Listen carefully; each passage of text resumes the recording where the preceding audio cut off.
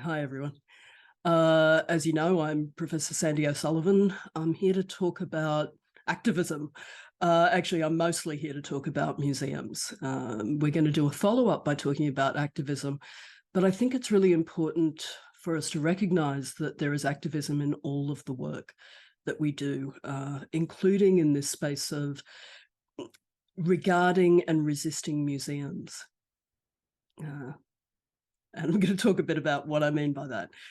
I am here on beautiful Cubby Cubby country, and I'd like to acknowledge that this has never been ceded as country that belongs to Cubby Cubby people. I'm a Wiradjuri person. I live by, but also work by Yinnamara Winangana, which you can see is the wisdom of respectfully knowing how to live well in a world worth living in. Now, that's a very active statement. It's not a statement that's about a passive approach. It's about making that world be a space that's worth living in. And then it's being respectful of knowing how to live well in it.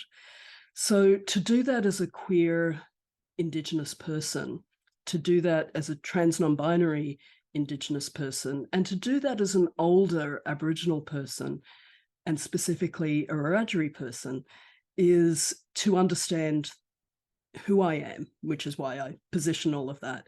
And of course, that's all who I am. It's not my relationship to my family or my relationship to my community or the relationship to the broader Wiradjuri community or the broader Aboriginal community, or even my relationship with settler colonial Australia. It's about understanding how much we can do, and that doesn't and isn't limited to the kind of work that we often see in activisms, which is work across very public sphere of protest and that extremely public sphere of engaging with resistance. So there are many ways that we can resist, subvert, change, and grow. We focus on that a lot in the Centre for Global Indigenous Futures, which I actually urge you to have a little bit more of a look at. So you can see the website here, and you can see some of the ways in which the website has regarded and constructed this idea of intimacies, relationalities, and locating ourselves. Again, I would point you to an incredibly important aspect of this, and that's that Indigenous queer identities and cultures are actually named here.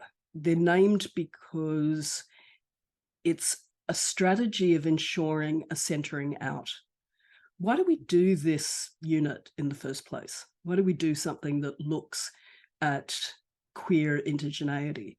And we know that part of the reason that we want to put a lens on this as students and as people who are creating a curriculum around it is to understand that when we make the world more complex, we make the world better. And so we're going to talk a bit about that, because often activism is discussed as a process of tearing down. So often is anti-colonial work or decolonization seen to be this space of resistance as an act of tearing down, but it's also an edifying act. In its place, or in its wake, if you like, is this idea of building and of growing. So I wanted to share with you a little bit about the research that I've been doing, because a big part of this research is around understanding the resistances and the ways that we can look at this broader representation. So we're going to cover this a little bit when we talk about the queer as audit in the next video, but I'd like you to contemplate your relationship to resistance and activism.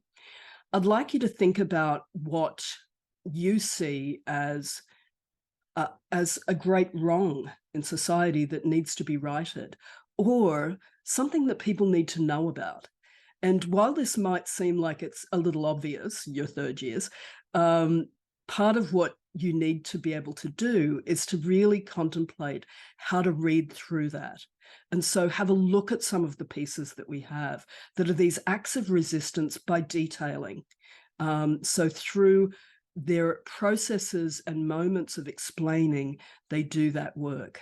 We're trying to understand how people feel when they see themselves represented. What happens when you never are? What happens in that instance? Over the weekend, I had the opportunity to read an amazing first draft of a novel. I can't tell you the writer or the work at the moment, but it will come out sometime in 2023. And it's an incredibly well-constructed story, which I knew because the writer is a remarkable writer, so I knew that it would be really good. But when they contacted me and said that they were writing a non-binary Aboriginal character, I immediately thought, well, that's great, but aren't you writing historical fiction?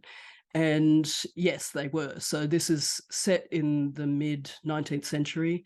They've written a non-binary character who's Aboriginal and fairly young. And when I first heard that they were writing this character, I immediately thought, this is a remarkable space of resistance. This is a wonderful opportunity to look at representation in a really complex way at a time when people just simply are not writing characters as non-binary, certainly not using, for instance, non-binary pronouns, etc. And I also immediately thought it's not going to work. I had little faith in it, which I'm incredibly embarrassed about now. It's not the only embarrassment that you'll hear across this presentation, but it was an incredibly important lesson for me to learn that actually the writer was not only able to create a character who is believable in the sense of character formation, including their relationship to others, but it felt like the most remarkable gift. I can't even tell you how important it was to be able to read somebody, except that that's the point of this work. The point of this work is to say representation matters, first of all, fundamentally, and being able to have complex representation requires people to do the hard yards on it, to actually do something that others think is impossible, including me.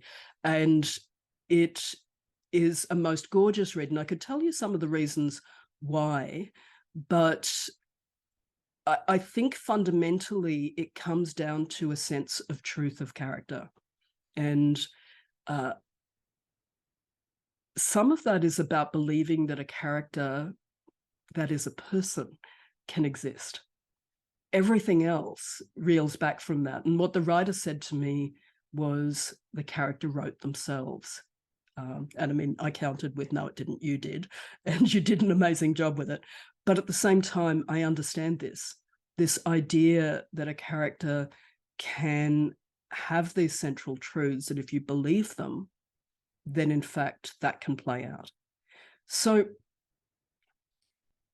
I came out of a massive project that I've talked about a bit before that focused on museums, and it focused on the representation and engagement of First Nations museums, of First Nations peoples in major national museums, I should say. So it looked at First Nations museums, but it looked at other museums as well. And it was 470 museums in the end that I visited. And what was interesting about this project was I made a lot of assumptions with it. We're told all the time that we shouldn't do that as researchers.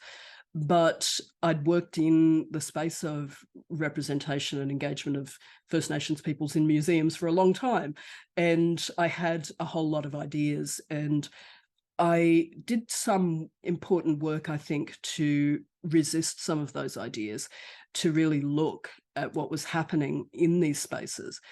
But it was very hard. It's often very hard as researchers to be able to look at these spaces and not see a site of resistance, and not see a site where we want to find ways that museums are doing the wrong thing, or ways that museums are trying to do the right thing, and to turn it into an action or an active approach that is about social justice.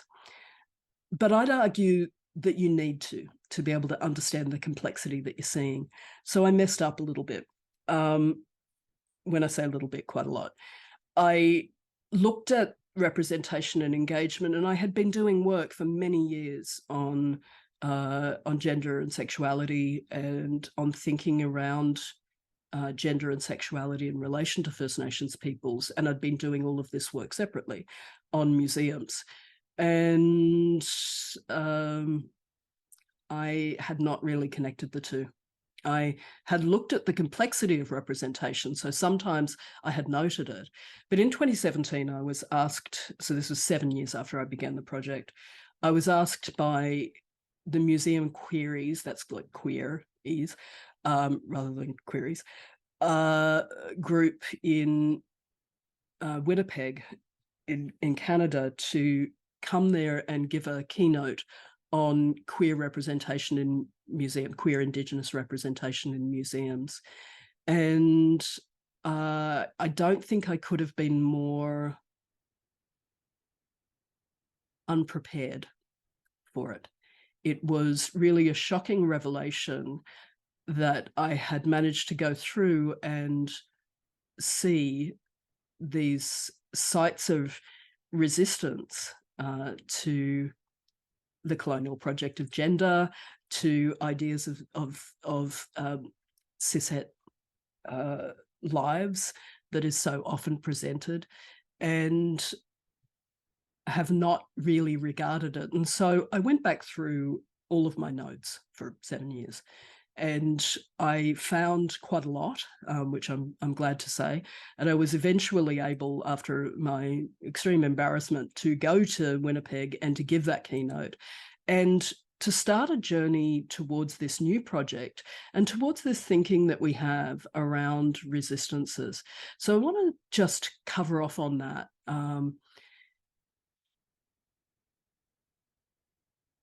First of all, by saying that I found lots of representation. I did. I found lots of contemporary representation. But similarly, as I looked to the past, I saw a much more reduced vision of who Indigenous people were. And it started to really worry me. It worried me because it looked as though we'd simply just arrived, that queer people were not there historically. This was a lot of the rhetoric, but, you know, as we know that that many people like Alison Whittaker, Maddie Day, other people have, Ligonis, have argued, of course, we existed for ever, you know, using the survivance notion of forever. Of course we have. And so to not have that speaks to something that's happening in policy and in construction. It's there in the shaping of story that we find in museums, and understanding that shaping of you know, the curatorial approach to showing visitors who people are was crucial to really understanding what was missing and what story wasn't being told. When we look to stories not being told, we have to then look at why they're being told in a different way. And so I landed, interestingly, at a European history moment that was represented in the British Museum. So this is Ice Age art, Arrival of the Modern Mind. It was a major exhibition in 2013. And it looked at the representation of figures to show that these figures that were all from really 34,000 years ago to about 20,000 years ago or 15,000 years ago. They represented a very complex way that people at the time understood the world. And rather than simply being representative, they created something new, a newer idea, and they demonstrated some complexity. So it's this idea of the modern mind being complex, and this idea that you can look to the past and see that complexity present already. So most of this Ice Age art is from Europe. And I'll draw your attention to the Willendorf figurine and also Lion Man. So what we have with these two figures is we have figures that are often cast as female and male, often cast as women and men. And what I found in the literature was that there was a massive amount of discussion about these figures being gendered and highly gendered. And what I would see as I read about it is that I would see this insistence that this is a female figure, that Willendorf figurine is not just female and womanly, but is pregnant. That's often challenged, actually. It's seen to be a perspective work, looking down. So there's a really interesting moment there where you know that in all likelihood, somebody who had this kind of body was actually making the work as well. But also this idea of the body only being about birthing was very much this construction of women are about birthing or about women are about birthing.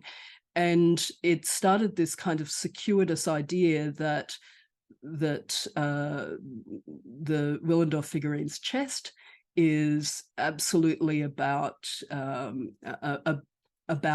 giving sustenance to life being given. And so everything on this character's body is considered to be in the service of what's framed as maternity. So the Willendorf figurine is often framed as, no, not often, usually framed as she, her, women, girl, woman, female. So in everything that I've read and everything that I've reviewed, I've talked about this, and you read about this in the first in the first readings that you had for the unit. But what was interesting about Willendorf figurine for me is that their body is not dissimilar to mine. And I know I'm not a woman. But what's happening here is that a curator in the 20th century is looking at this, and then later the 21st century by the time we get to the Ice Age art exhibition.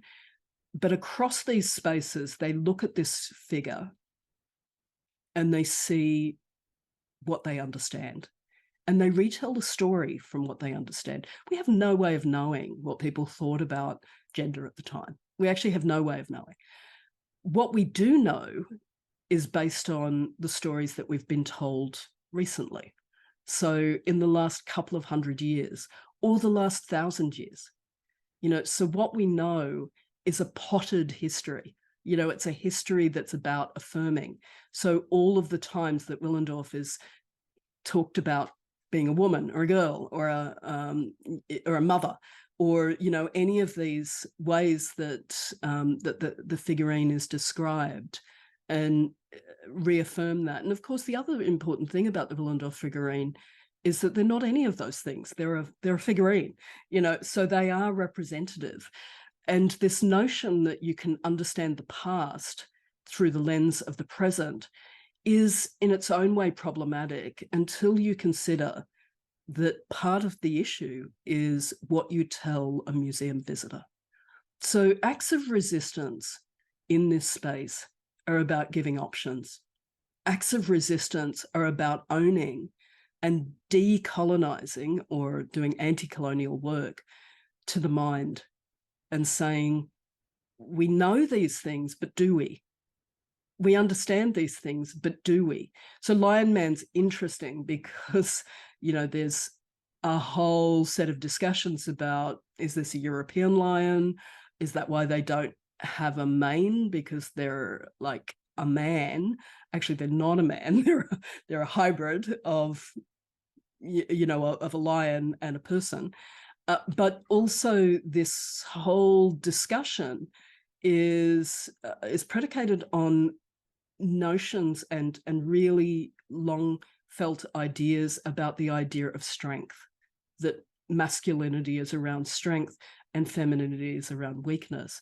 And so the dyad becomes important for that reason.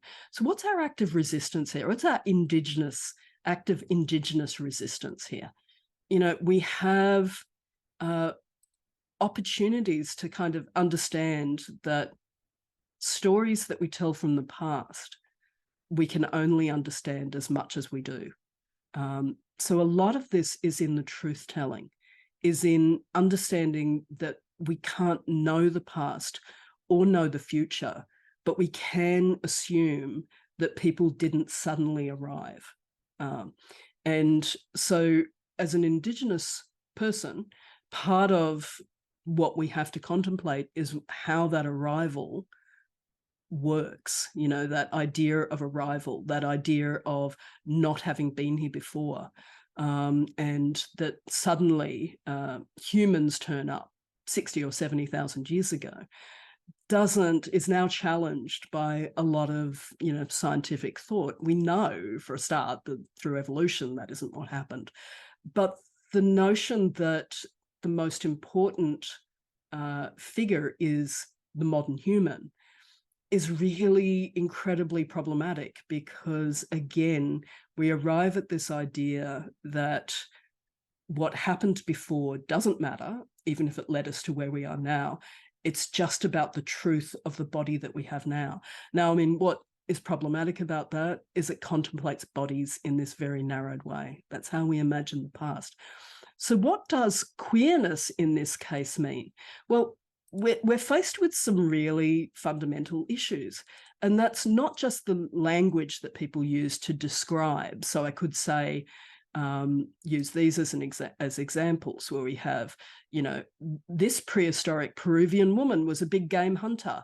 And then they've used female and woman alongside one another, and they have as evidence bodies, but they also are confounded by the fact that those bodies are wearing clothes that they've only ever associated with men, because they've set up a dyad where there's just men and women.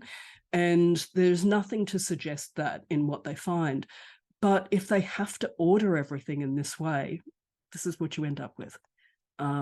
So acts of resistance are about challenging this. Acts of resistance are about saying, well, this isn't going to work for us. It's not going to work for us to do this. We are going to be faced with ways that this is incorrect.